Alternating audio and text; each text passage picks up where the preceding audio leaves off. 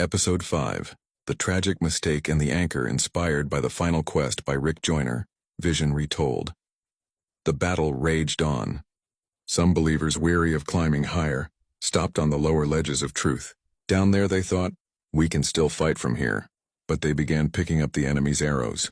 Accusation, slander, bitterness. They believed they could use the enemy's weapons for a righteous cause. That was the beginning of tragedy.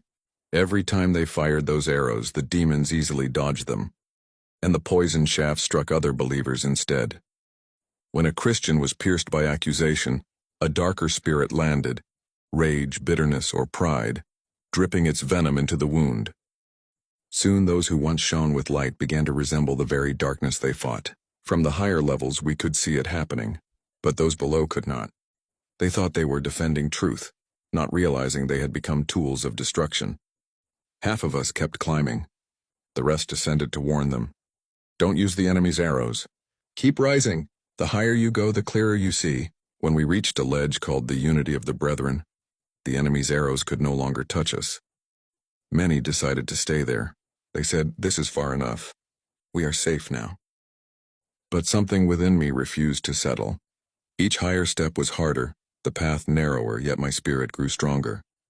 My sword felt lighter, my aim sharper. I could strike demons without harming the people they deceived. Every truth gained became a new arrow of light. Along the climb I found abandoned arrows, truths once carried by fallen warriors. We picked them up and used them again.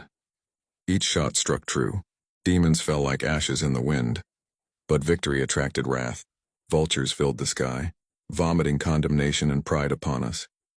Some carried demons that defiled the ledges, making them slick with deception. Many slipped, some fell to lower levels. Others were swept away completely. The ledge beneath my feet grew dangerously narrow. Instinctively, I drove my sword deep into the rock and tied myself to it. Then a voice thundered softly within me. You have used wisdom. This is how you will stand. Many have fallen because they never used their sword to anchor themselves. It was the voice of the Lord. Others didn't hear it, but they saw what I had done and followed. As I stood fast, tied to the sword, I whispered, Why didn't you tell me this sooner, Lord? Then I understood. He already had, through every trial, every delay, every moment of silence that trained my obedience. Each scar had been preparation for this moment. The wisdom I walked in now wasn't learned in battle but built through surrender. Soon our accuracy became perfect. Unity replaced fear. The enemy's rage boiled below, striking at itself in chaos. To the world, it looked like faith collapsing, Christians turning on Christians. But on the mountain, anchored to truth, we stood unmoved. And I knew, this battle was never about who shouted loudest, but who stood longest, tied to the word, refusing to fall. Never use the enemy's arrows. Anchor yourself in the word, and when the path grows narrow, you will not slip.